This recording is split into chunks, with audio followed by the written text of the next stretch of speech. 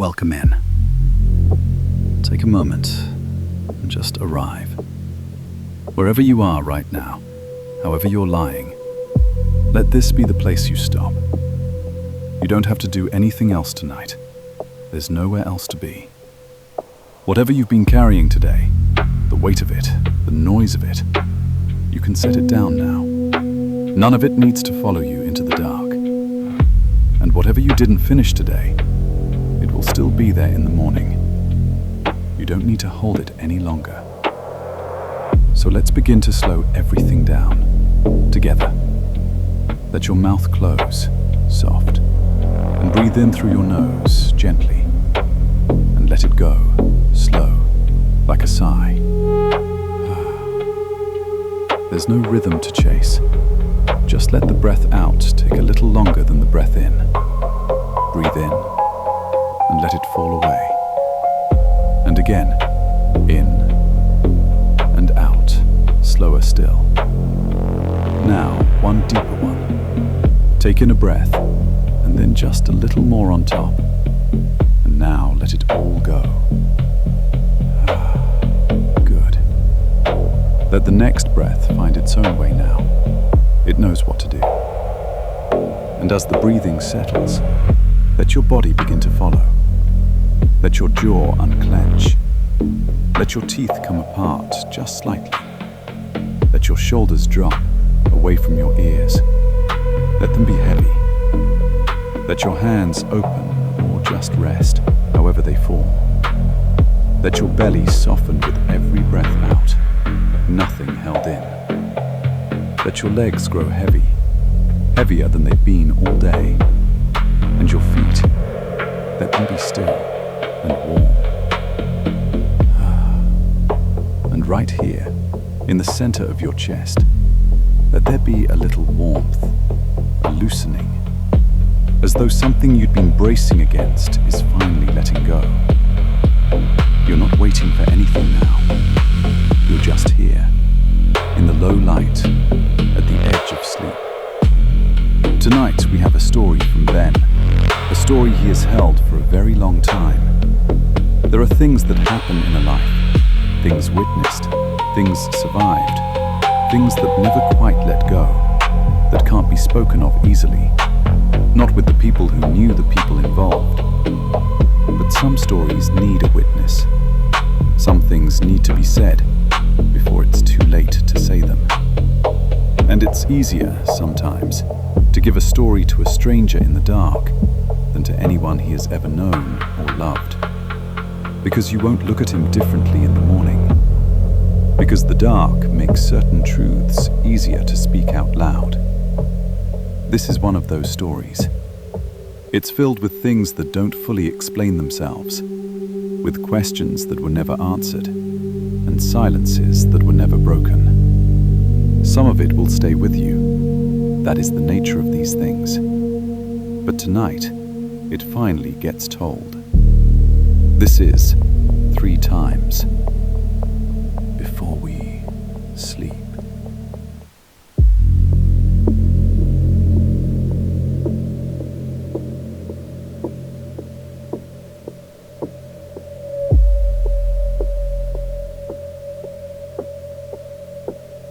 I worked 30 years and I kept very little. A man in my line learns not to. You hand the files up the chain, you sign them over, you go home. The work is not yours to keep. That is the rule, and the rule is a good one. And I followed it for 30 years. I kept one box. It is a banker's box, the cardboard kind, and it has been taped at the corners twice because the cardboard gives out before the case does. It sits on the floor of a closet in a house I have lived in alone for some time now. I do not open it often. I'm going to open it tonight, in a manner of speaking, because I've decided you should hear about it. I've not decided why. I will let you know if I work that out before we are done. There are 3 couples in that box, 6 people. They did not know each other. I want to say that again, because it is the thing that matters, and it is the thing nobody believed at the time. The 6 of them never met. They lived in 3 different parts of the same city. They shopped in different stores. They went to different churches or to no church. They had nothing in common that any reasonable man could write down on a form. And when I lay the photographs of them side by side on a table, the way I did for the first time on a night in the spring of 1993, they are the same picture, taken 3 times. I'm going to tell you how that came to be true, and what we did about it, and what we could not do, which was most of it. I'm going to tell it the way it happened to me, which is slowly and out of order in places, because that is how it arrived. You should understand at the start that I do not have the end of this for you. I have the middle. I have a great deal of the middle. Let me start with the first one. Her name was Claire.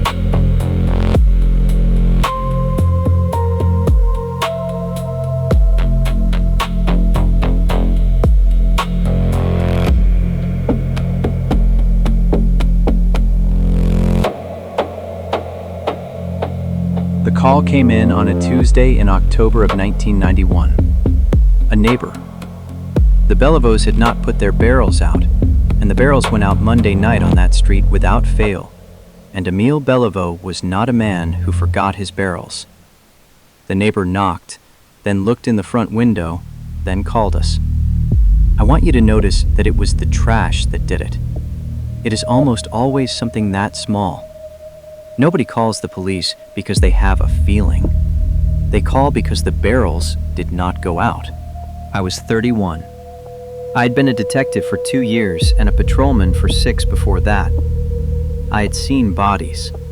I want to be plain about that, so you do not think this is a story about a young man being shocked. I was not shocked. I was something else, and it took me a long time to find the word for it. And I am not sure the word I found is right. The Bellevaux lived on the 2nd floor of a 3-decker on Ashworth Street, in the part of Brennick they used to call the Flats, down by the river where the mills were. Emile ran a press at a box plant. Claire took in sewing and kept the books for her brother's garage. They were in their late 30s. They had been married 11 years. We went up. The door was locked. I made a note of it because a locked door means a man either had a key or locked it behind himself on the way out. And both of those are a man who is not afraid and not hurried. No forced entry, not here and not at the other 2. He came in clean and he left clean and he turned the lock behind him. I did not understand then how much that one detail would come to mean to me. Inside, the apartment was clean. Not tidied for company clean. Clean the way a place is clean when the people who live there are careful and not wealthy and proud of what little they have. There was a smell of cooking gone old, a day or 2 old, a pot left on the stove and gone cold. Under that, there was another smell. I noticed it and I did not write it down. And that is the first mistake in this account, and it is mine. They were in the front room, on the sofa side by side facing the window. Emile was on the left, Claire was on the right. His right hand and her left hand were joined between them, on the cushion, fingers laced. They were sitting up straight, their feet were flat on the floor. Their faces were turned very slightly toward each other, maybe 10 degrees. The way 2 people look when a photographer says, "A little toward each other now." They had been dead, the medical examiner would tell us, between 4 and 6 days.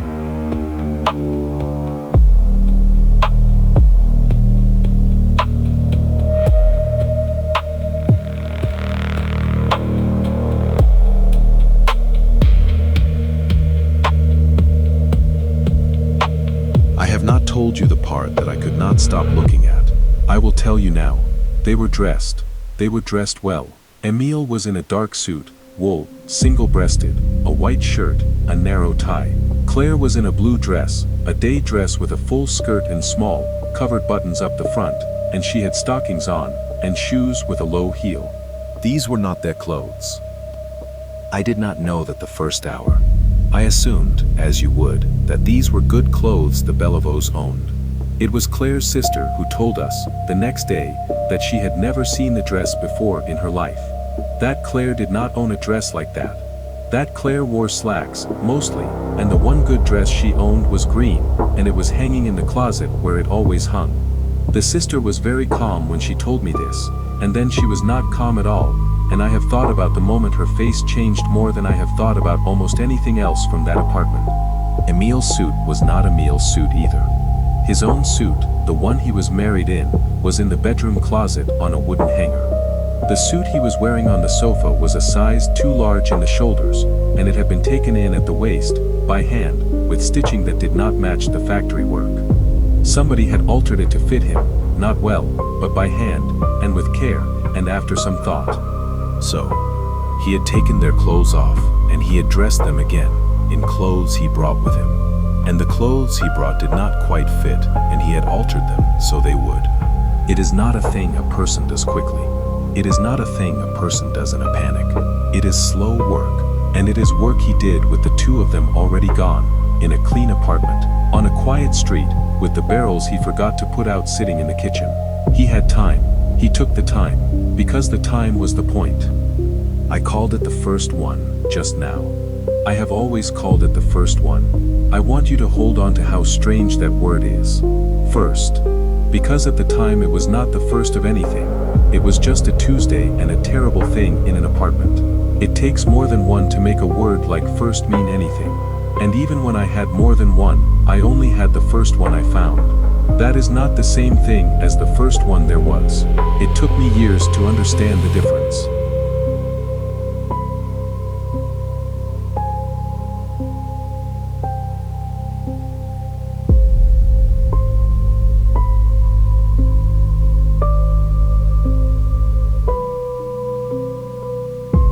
We could photograph. We did. 35mm and Polaroid both.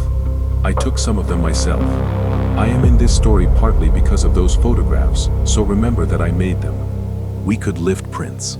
We dusted the apartment and we pulled a great many, and most of them were the Bellevaux, which is what you would expect in a home, and a few of them were not. The ones that were not, we ran through the state's new machine, the automated system that searched a print electronically instead of a man with a glass doing it by eye over weeks. It was a marvel.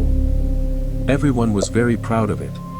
We fed it the latents that were not the Bellevaux, and it searched every person who had ever been arrested and printed in the state, and it gave us nothing. Whoever left those prints had never been arrested. Or he wore gloves, and the prints were meter readers. The machine could only tell you about people it already knew. We could do blood. We could take a stain and tell you it was human, and the type, and a few finer markers that let you say it came from a person in roughly this fraction of the population. It was good work, and it narrowed things, and it never once pointed at a man in this case, because the only blood in those rooms belonged to the people who lived there.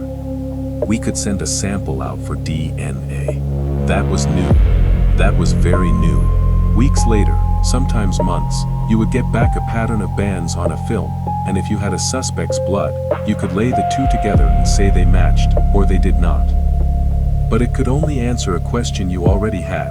It could compare. It could not search. There was no list to search. The national list did not exist yet.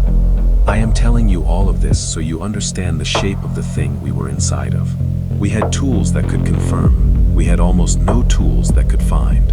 Everything we had was built to take a name you already suspected and tie it to a scene. We never had the name. We worked that case for years, and we never once had a name to give the machines. They sat there, very modern, very proud, waiting for a name, and we never brought them one.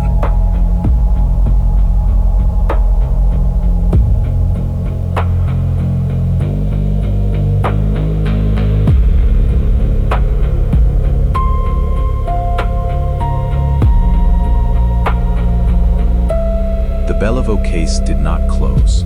It went quiet, which is different. People imagine an unsolved murder stays on a desk, with a man bent over it, year after year. It does not. There is too much. A man works a fresh case the way a fire department works a fire, and when the fire is out, or burned down to coals that will not flare again no matter how you poke them, you go to the next fire. There is always a next fire.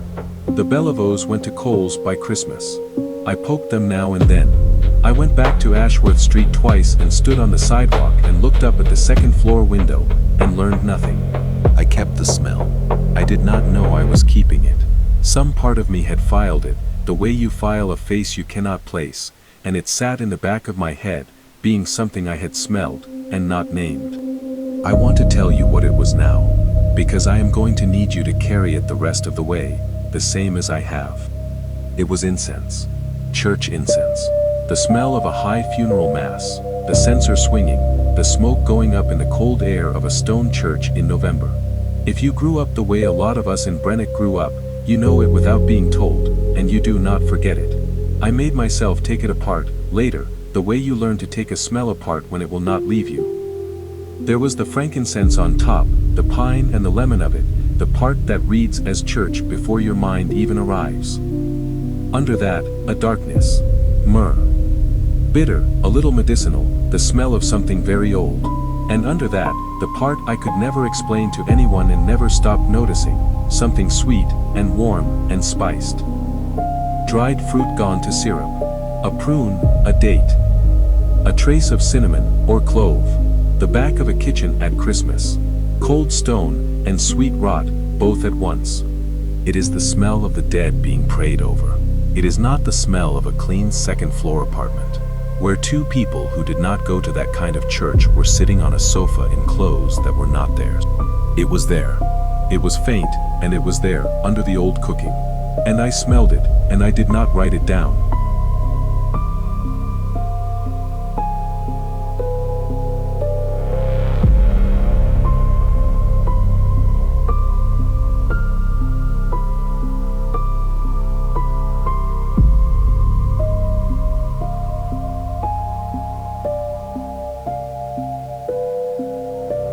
I was not first on it.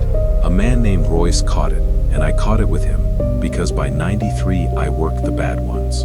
We went up the hill on a gray afternoon with snow coming, and I want you to remember that I had not thought about the Bellevaux in months. They were coals, they were not on my mind. The Cardozas were in the living room, on a love seat, side by side. Tomas on the left, Aldina on the right. His right hand and her left hand joined between them, fingers laced. Sitting up straight, feet flat on the floor. Their faces turned very slightly toward each other. They were facing the picture window that looked down the hill toward the city. I stood in the doorway, and I did not say anything for long enough that Royce asked me if I was all right. They were dressed, Tomas in a dark wool suit, single-breasted, white shirt, narrow tie. Aldina in a blue day dress, full skirt, small covered buttons, stockings, a low heel. The suit did not fit him quite right in the shoulders, the hem of the dress had been let down by hand, and the new stitching did not match.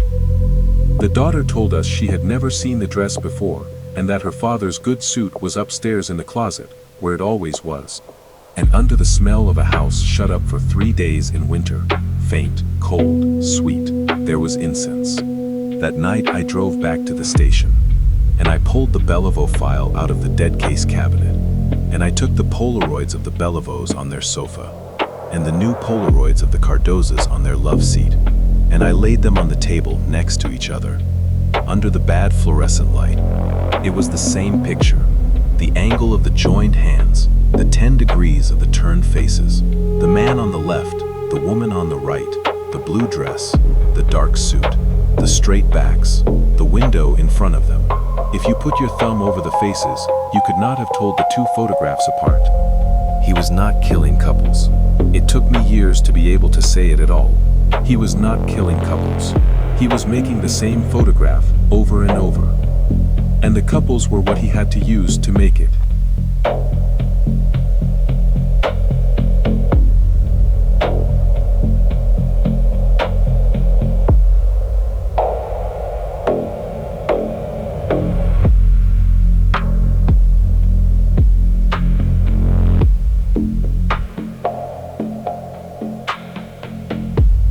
That was the night the case became mine, even though it was years before it was officially mine, and even though it was never really anyone's, because we never closed it. Royce retired in '96, and I never gave it back.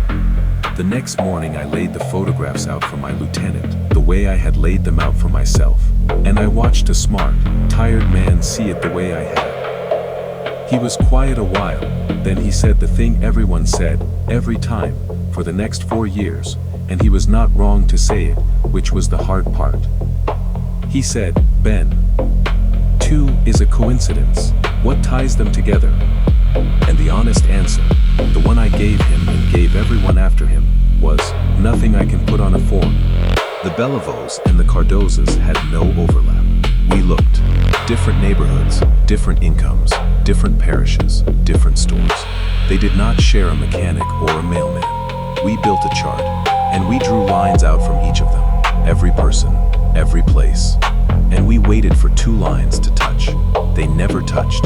The pattern was total, and the connection was 0. He was choosing them, though. The resemblance was too exact to be chance. Lay the 4 of them out. The men were both within an inch of 5'10". Lean, going a little soft at 40. Dark-haired, gray at the same place at the temple. The women both small, dark, the hair to the shoulder and turned under. He was choosing for a type, the way you would choose actors to play 2 particular people. We could see the result of the choosing. We could never see the choosing. It happened somewhere we could not go. In his head, against a picture only he had.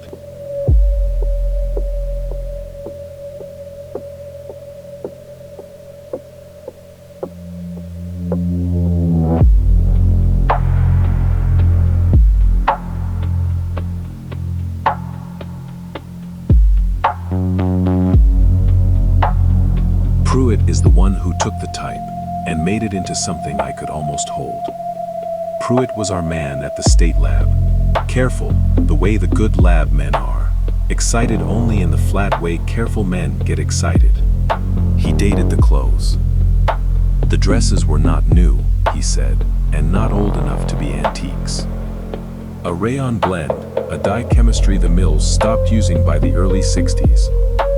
The cut was a cut from the 50s, both dresses, not the same garment, but the same era, the same few years, the same general make, as though they had come out of the same closet. The suits were the same, wool, mid-century, single-breasted. In a 50s cut, both altered by hand to fit men they were not made for. Sit with what that means. Somebody had a wardrobe. Somebody kept, somewhere, dry and folded, a set of mid-century clothes, men's suits, women's blue day dresses, and he was bringing them out, one couple at a time, and dressing the dead in them, and altering them by hand, at night, to fit. He was not remaking just any 2 people. He was remaking 2 specific people, from a specific year, who wore those specific clothes. I asked Pruitt if you could buy clothes like that. He said you could, here and there, a thrift store, an estate sale, a trunk in an attic. But not matched like this. Not a man's and a woman's, paired, era consistent, more than once. This was not a man buying what he found. This was a man working from a collection, from his collection. Because nobody alters a 40-year-old dress by hand in the dark unless it has to be that dress, on that woman, turned 10 degrees toward the man on her left. I asked him if he could find the source, the shop, the maker. He looked at me the way the lab men looked at us when we asked for more than the science could give. He said, "Ben, I can tell you it's a 1955 rayon, and a 50s cut, and a dye they banned. I cannot tell you whose attic it came out of. There's no thread in here with an address on it." There never was. There never is.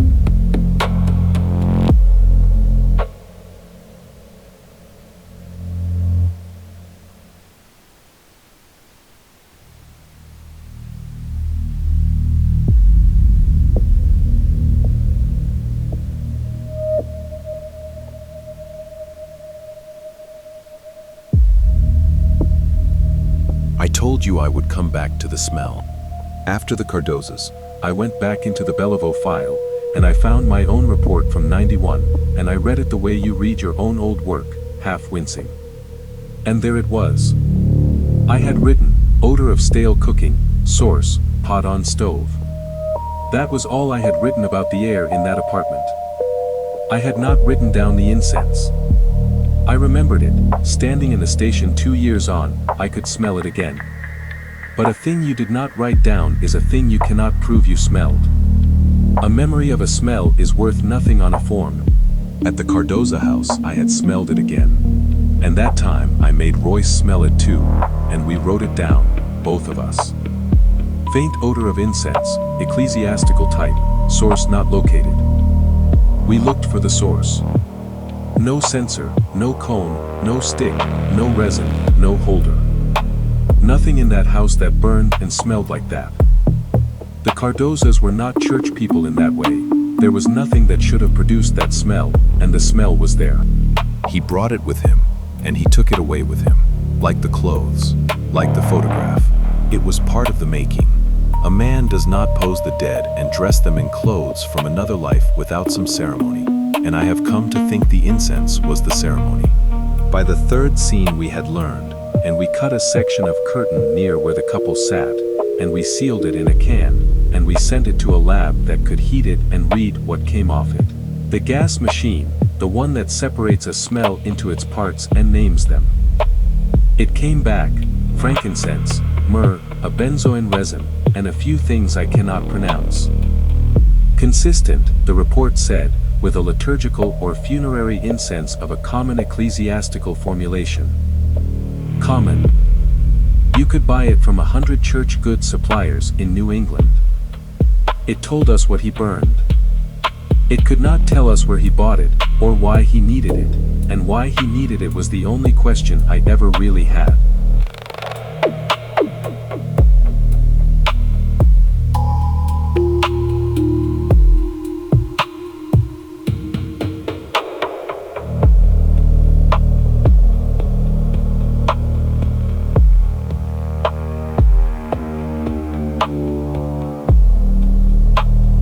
There was a witness.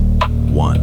After the Cardozas, a woman 3 houses down the hill came forward, slowly, the way the good ones do, unsure she had anything. She had been walking her dog the evening before the daughter found them, near dusk, and she had seen a man come down off the Cardoza steps and walk to a car parked a little along the road. She did not think anything of it at the time. People come and go, but it stayed with her, and she called. She described a young man. That is the part. Late 20s, early 30s, by the way he moved, the ease of him on the steps. Tall. Big through the shoulders, fair-haired, or light brown, under a knit cap. She was certain about the youth of him.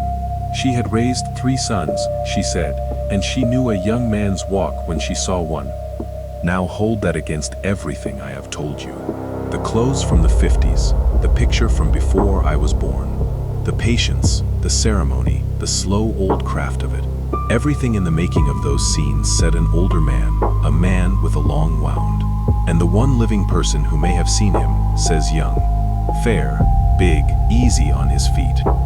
I want to tell you what you do with a fact like that, because it is the center of how I worked, and the center of why I never closed this. A lesser man throws the fact away.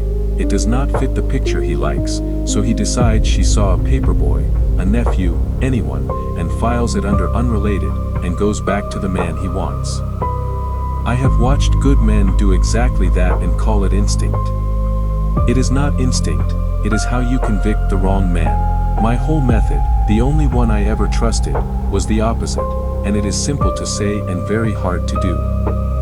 You hold the fact that does not fit harder than the ones that do. The fact that fits only tells you that you were already right. And being already right is how you go blind. So I held the young man. For 30 years I have held him. And I have only ever found 3 ways to fit him. And not one of them is good enough. The first, she was wrong. And the most important witness in the case is noise. The second, there were 2 of them. An old man with the wound and the photograph, and a young one with the strength and the steps. A son, an apprentice, a partner in the making. And the third, the one I have never been able to shake. That I am wrong about the age of the wound. That the man was young, exactly as she said, and the photograph is not his memory at all, that he found it, or inherited it, or stole it, and is remaking two people he never knew, for a reason I cannot begin to build. A young man with an old man's photograph is a different and worse animal than the grieving widower I have been picturing. And if she was right, I spent my years watching the wrong age of man through a windshield.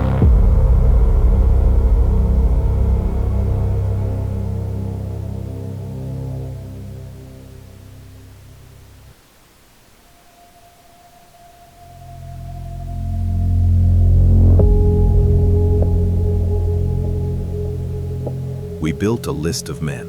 I will walk you through the kinds of men it was built out of, because the list itself tells you something, and the something it tells you is the saddest part of this whole account. Each man explained one piece of it. Not one of them explained the whole.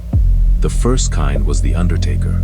Of course, you find the dead dressed and posed and dignified, with funeral incense in the curtains, and the first door you knock on is the funeral home. We looked hard at a man who had lost his license at one of the big homes, not for this, for billing. He knew how to pose a body. He knew how to dress one. He knew incense. He fit the making of it almost perfectly.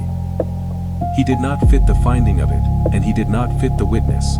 He was past 60, and heavy, and slow. We could put him near none of the three couples. A feeling that a man is bad is not a case. We let him go, and he died of his liver a few years later. The third kind was the tailor. The clothes were altered by hand, by someone who could sew. So we looked at men who sewed. A dry cleaner who did alterations. A man who did costumes for the community theater and the high schools, and who had a back room full of period clothing donated from estates over the years. I felt the lift in my chest when I heard that. We pulled fibers from his stock and Pruitt compared them. They did not match. Clothes, in a couple of cases, the same era, but not the same dialogue, not the same garment. And the man himself was placeable nowhere near the couples. A wall of old costumes is not a crime. We let him go. The fourth I will mention quickly because it went nowhere fastest. The church. The incense. We talked to sacristans and sextons in a dozen parishes, the men who would have that smell in their clothes as a matter of course. We found a great many devout and harmless men, and one or two with problems, none of which were these problems. None of them touched the couples either. You see what the list is. The undertaker explained the posing, the tailor explained the clothes, the sexton explained the smell, and the second man, I am coming to the second man, explained the picture. Not one of them explained all four at once, and not one could be placed in a room with even one of the 6 people who died. The case had 4 doors, and we found a man behind each door, and behind each man was an empty room.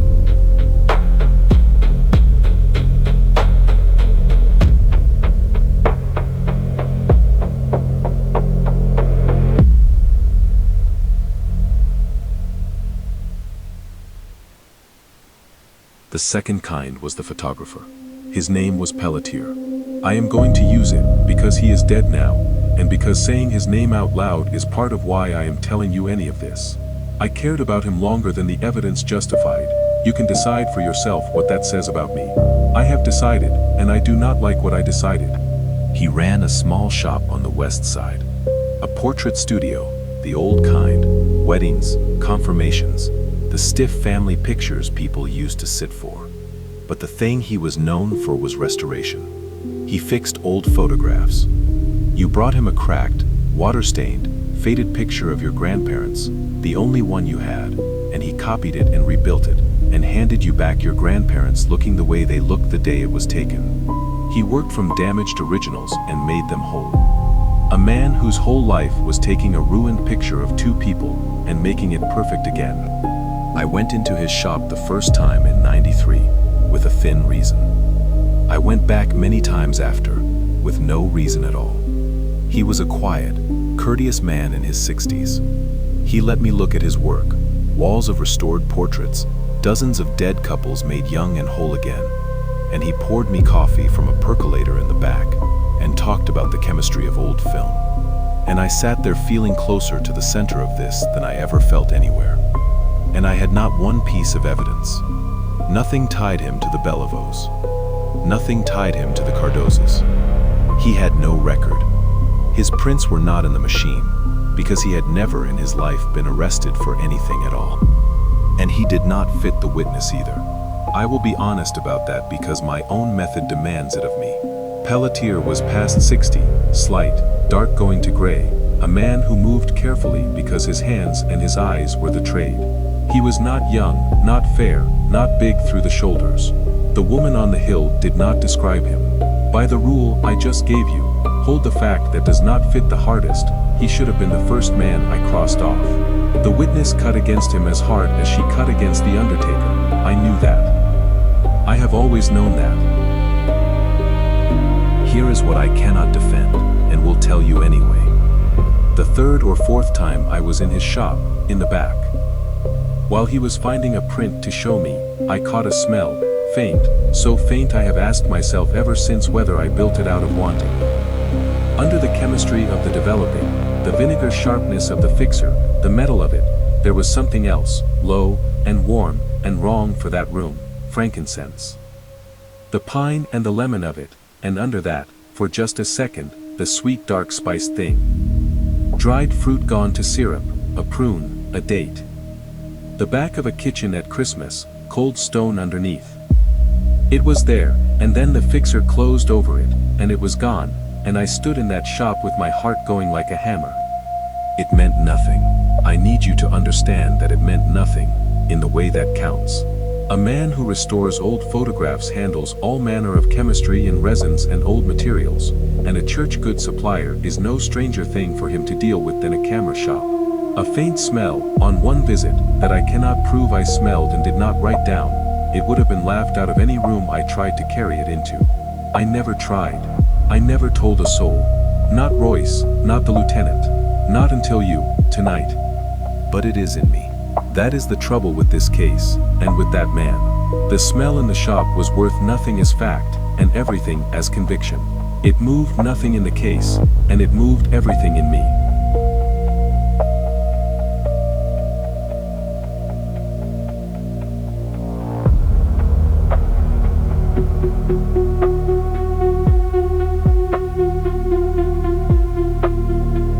I learned, the slow way, that Pelletier had lost his wife young, decades before. No children, never remarried. He lived alone in the rooms above the shop. I built a story out of that. A man trying to remake one photograph of himself and his wife, the two of them young, in the clothes they wore when they were young. It explained the type. It explained the clothes, and the era, and the awful tenderness of the posing. It was the best story I ever told myself about this case, and it explained everything except the one thing a story has to carry, which is how. How a courteous old man found 3 couples across 4 years who matched a picture in his head, got inside their locked homes, did that slow, patient work, and left nothing. And the witness made the how worse, not better. Because if Pelletier was my man, then who came down the Cardoza's steps at dusk, young, fair, big, easy on his feet? An old man does not become a young one. So either Pelletier was not the man, and my whole conviction was a smell and a feeling. Or Pelletier was a man, the wound, the photograph, the craft, and there was another one I never found. A young one. The hands, and the back, and the steps. And the two of them made the pictures together. I never saw a young man near Pelletier, not once in 2 years of looking. No son, no nephew, no apprentice at the bench. He was alone in every hour I ever watched. But I only ever watched the front of the shop, and the diner, and the Sunday roads. I never once saw the back rooms after dark.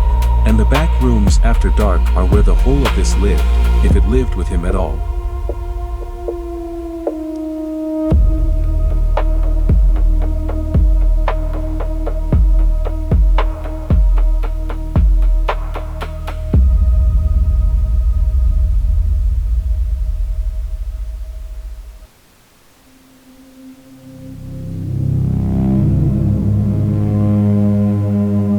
I want to slow down and show you how I actually worked it, because the work is the only part of this I am still proud of, and the work is where the trouble lives. When you have checked the people you check first, the family, the spouses, the ones who stood to gain, and they have all come back clean, you are left with a city. A whole city of strangers, and no reason to knock on any one door before another. At that point you stop looking for a person, and you start building one. You build him out of what he did and why he did it. The men I learned this work from had a way of saying it, the who is made of the how, and the why. Find how he does it, and why he does it, and the kind of man falls out of the arithmetic. So I did the arithmetic, for years. The how was the surest thing I ever read off a scene. He got in without forcing anything. He did the killing quietly, with very little mess, which is harder than people think. Then he stayed, for hours. He undressed 2 grown adults, and dressed them again in clothes he brought and altered, and posed them to the inch, and burned his incense, and left, and locked the door behind him. Every part of that said the same thing. Patience. Privacy in his own life. A man who can be gone half a day and into the night, and have no one wonder where he is. Competence with his hands. And no rage. None. There is no anger anywhere in that scene. The anger is what usually gives a man up, and there was none of it here, and that absence frightened me more than rage ever has. The why was harder, and the why is where I built my widower. A man does not make the same photograph 3 times for money, or for appetite. He makes it because the photograph is the only thing he wants in the world, and he cannot have it. That is grief. Grief, gone somewhere grief is never supposed to go. And grief that old reads as an older man, a man with 40 years to have lost something in. So the who fell out of the arithmetic exactly the way it is supposed to. An older man, alone, unwatched, good with his hands, carrying a wound from the middle of the century. And then I walked into a portrait shop and met that man pouring coffee, and every nerve I had stood up at once. You see the problem. The arithmetic was clean, and it pointed at an old man, and the one living witness pointed at a young one, and both of those cannot sit in the same chair.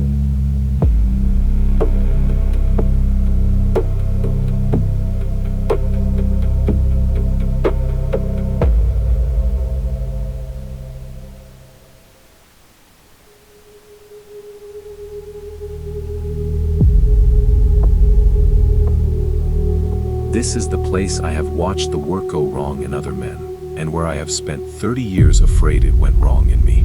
There is a thing that happens when you have built a man in your head, and then found someone who fits the build. The fit feels like proof.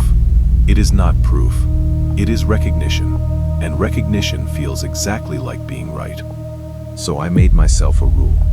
A contradiction is not a flaw in your picture. It is the case trying to tell you the picture is wrong. And there are only ever 2 things a hard contradiction can mean. Either you have the wrong man, the young figure cuts your old photographer off at the knees, and you must put him down and start again. Or your picture is too small. The young man is not a refutation but a piece, and the thing you are looking at is bigger than the one man you wanted it to be. I could never close the gap between those 2. I worked it like a man worrying a knot in the dark.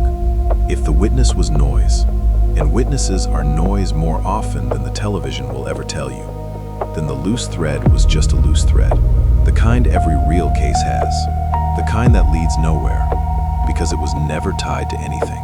Most threads are that. The hardest discipline in the job is letting a loose thread be loose. Not every strange detail is a clue. Some are just the ordinary noise of the world, and a man who cannot tell the difference chases his own tail until he retires.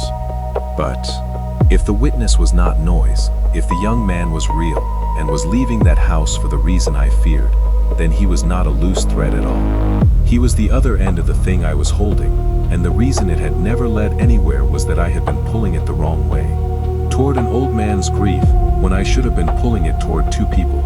And the most ordinary detail in the case, a neighbor walking a dog at dusk, would turn out to be the one true sentence anyone ever handed me, and I would have spent my career filing it under unrelated because it spoiled the man I liked.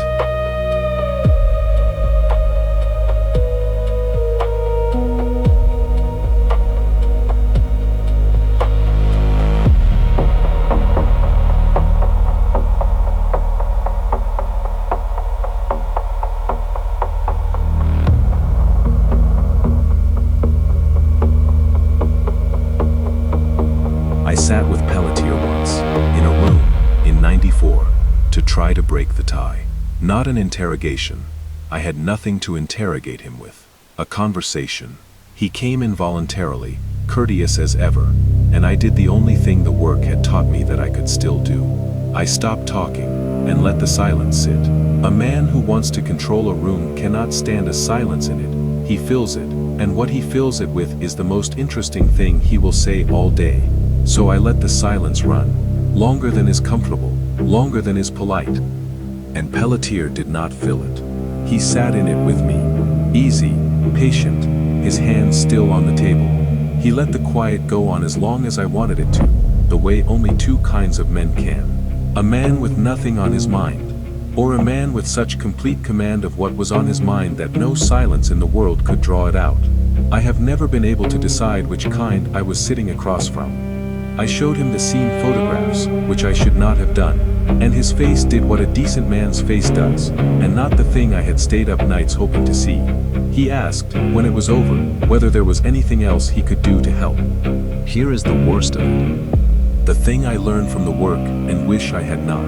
The men we catch are the men who make mistakes, who feel the rage, who keep a trophy where a wife can find it, who cannot sit in a silence. The whole science I trusted is built on the men who got caught.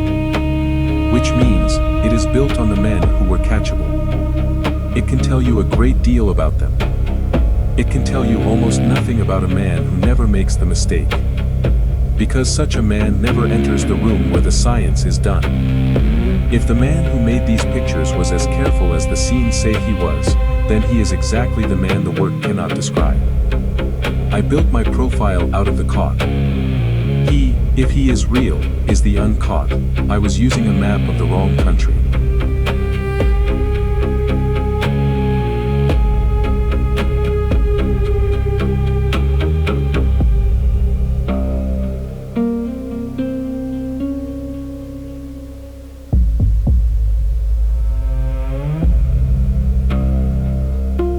The Hallorans. Walter and June. North end of the city, a neighborhood between the other two. He was retired from the gas company. She had been a school teacher. They were the oldest of the three couples, early 60s, married almost 40 years, and it was their daughter who found them. I am not going to walk you through that scene the way I walked you through the others, because you already know what was in it. The love seat. The man on the left, the woman on the right. The joined hands. The 10 degrees. The dark suit, a size large, altered by hand. The blue dress, let down at the hem with stitching that did not match. The incense in the curtains, with no source in the house. I knew it all before I was through the door, because I had seen it twice, and dreamed it more than twice. What was different was one thing. On the low table in front of them, between the love seat and the window, there was a photograph. The other two scenes had none. I had always believed there was an original, that he worked from one, but it lived in his head or his pocket, and he took it away with him, like the censor. At the third scene, he left one. It was small, old, black and white, and damaged once and repaired. I knew whose hands knew how to repair a damaged photograph.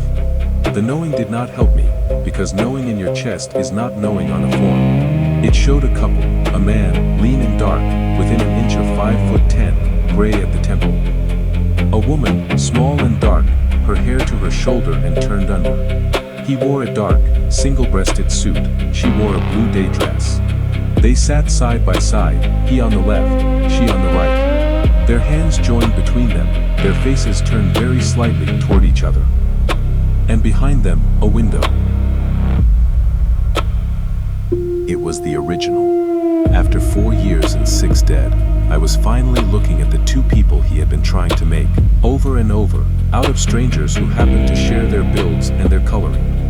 And there was nothing on it. No name, no date, no studio stamp. He had cleaned it of everything but the image, or it had never carried anything, or he had taken whatever it carried. There was a ghost of pencil on the back, long erased, that might have been a name, and might have been 3 tired men wanting it to be a name. We could not raise it.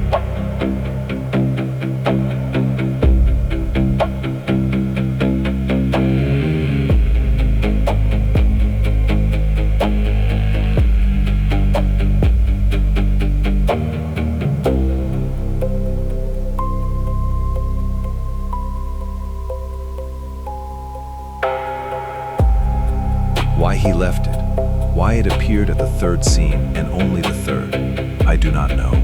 I have 3 thoughts, and they are only thoughts. The first is a mistake. He was getting careless, or getting old, or something interrupted him. The second is that he was finished, that the Hallorans were the closest he ever came, and having finally made the picture right, he no longer needed the original, and left it with them the way you leave flowers. And the third I do not like, and I will give it to you anyway, that he left it for me. That somewhere across 4 years, he had understood there was one man on the other side of this who saw the picture the way he saw it, and he left the original on the table the way you leave a note for the one person who will read it. There is one more thing about that man, and I will tell it here. There was a day, late, when I walked him to the door of the station myself, after the one conversation we ever had. And he thanked me for the coffee. I had not given him any coffee, he had given me the coffee, every time. In the back of his shop, on all the visits I had told myself were police business.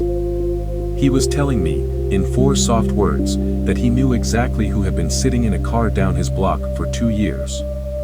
Or he was a courteous old man who misspoke at a door. I will never know which. And the not knowing of that one small sentence is its own small box, inside the big one.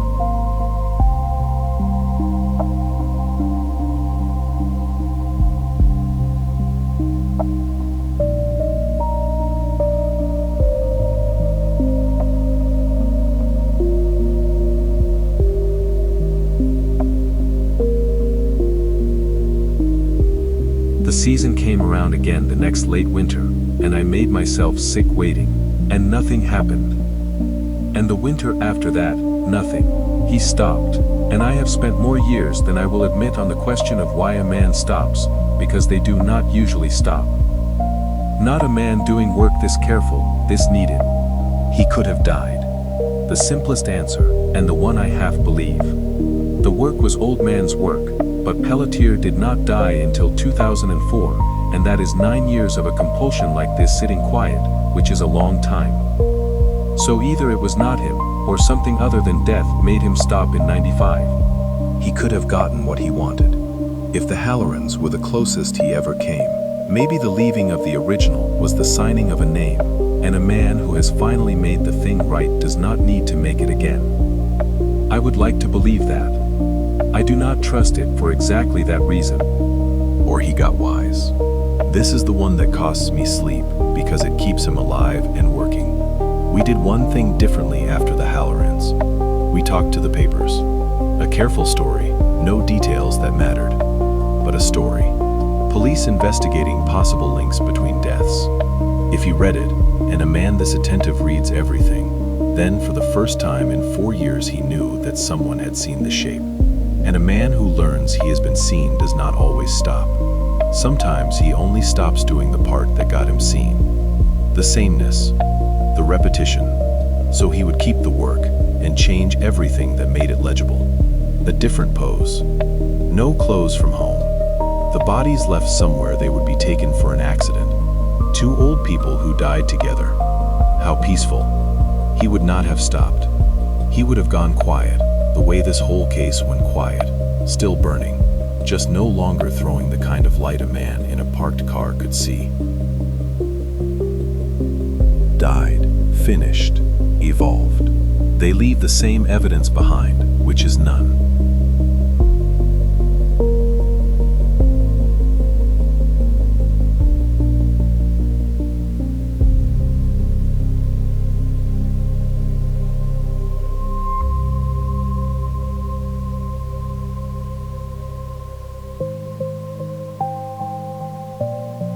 I have been saying the first one this whole time. The Believos, October 91. But the first one is only the first one I found. I have no reason to believe it was the first one he made. I went looking, the way you go looking when a thing will not let you sleep. I pulled old files, deaths of couples, deaths in the home, the cases nobody ever called a murder. You would be surprised how many there are. 2 people of an age, found together in a house, no forced entry, no obvious wound. A doctor signs it. A son buries them, they went together. Isn't that something? After 40 years. Nobody lays those side by side. There is no reason to. They are not crimes. They are the most ordinary sadness there is. And I found 3, going back into the 70s and the 60s, that I could not stop looking at. Not proof. The bodies are long in the ground, the houses torn down or sold 4 times over. But a couple in 1974, found dressed and sitting in the front room, and a note in the margin of a report, in another man's handwriting, that the daughter thought her mother's good dress had been changed, and nobody followed it, because why would you follow a thing like that? And a couple in 66, the same way. If that is true, and I do not know that it is true, then the photograph on the Halloran table is not a wife he lost, or parents he buried. It is the first pair he ever made, the first 2 strangers he ever sat in a window and turned toward each other. And every couple after them, across 30 years, was him trying to get back to that first time. The way you spend your life trying to get back to a thing that only happened once. We did not catch the beginning of anything in 91. We caught the end of a sentence that started before I was born, and we read 3 words of it, and we called it a case. I do not know that. I know 3 couples I can prove. I know a 4th pair in a photograph I cannot name. Everything past that is a thought, and I have marked my thoughts for you as thoughts the whole way down. Because the line between what I know and what I think is the only thing I have ever really had to offer. I am not going to smudge that line now, just because it is late, and the story would feel finished if I did.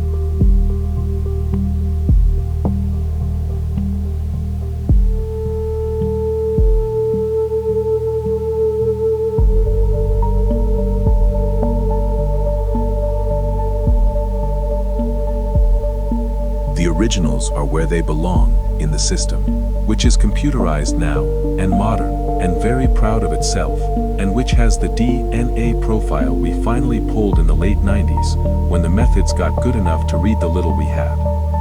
A real profile. A man who was at one of the scenes, and was neither husband. It has been in the system for many years. and it has never matched anyone. We have the pattern of him, the modern miracle. It sits in a database beside millions of others, and every time anyone is arrested anywhere and swabbed, the patterns are compared, in the night, by machines that never sleep. For more than 20 years, those machines have been comparing him to everyone who gets caught, and he has never been caught. He never once did the small, ordinary wrong thing. A warrant, a bar fight, a fine left unpaid. That would have set his pattern next to the one from the apartments. The cleanest man I ever chased. And here is the part that takes the air out of me. If it was Pelletier, the machines will compare him forever and never find him, because there is nothing left to find. He was cremated in 2004. Whatever was in his blood went up a chimney 2 towns over, years before the lab was good enough to ask his blood the only question I ever wanted answered. I could have had it. There were years, the late 90s, the early 2000s, when the science had caught up, and the man was still alive, and a court order and a coffee cup would have ended it, one way or the other. I did not get the order. I did not have the cause. A certainty in your chest is not a cause.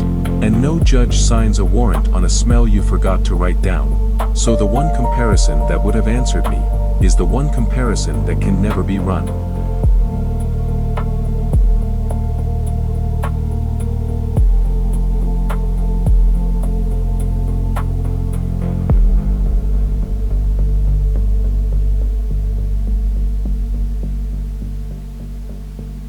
I will tell you the smaller, truer thing instead. I knew a man. I sat in his shop and drank his coffee. I followed his car on Sundays. I watched the light in his window from 40 feet away for 2 years, certain the way you are certain of your own name, that his were the hands. And I never built one bridge between the man pouring my coffee and the man in the apartments. Not one. The best mind I had, the one gift the work gave me, and it could not cross the 4 feet of counter between us. I do not know, to this day, whether that means he was innocent, and I wronged a kind old man with my certainty for the last 10 years of his life, or whether it means he was the patient end of something that started before I was born, and he beat me, cleanly, and is beating me still, from inside an urn. Both of those are true at once, in me, every night. I am not haunted by a question I cannot answer. I am haunted by two answers I cannot choose between. The man who hounded an innocent, and the man who was beaten by the guilty, and I will not know, before I am done, which one I was. And on the worst nights there is a third man at the edge of it. Young, and fair, and easy on a set of steps at dusk, who fits neither of my answers, and will not go away. And who may be the only one of us still out there.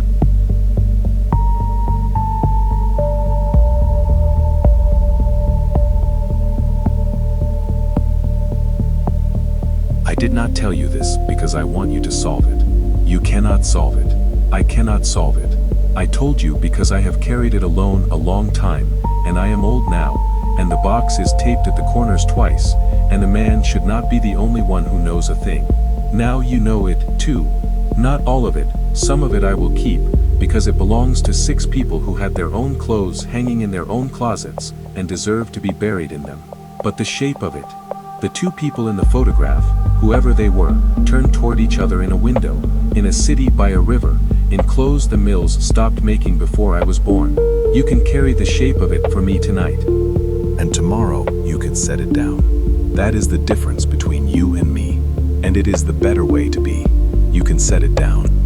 I will leave you with the smell, because it is the truest thing I carried out of those rooms. The thing I did not write down the first time, and have never since been able to stop smelling.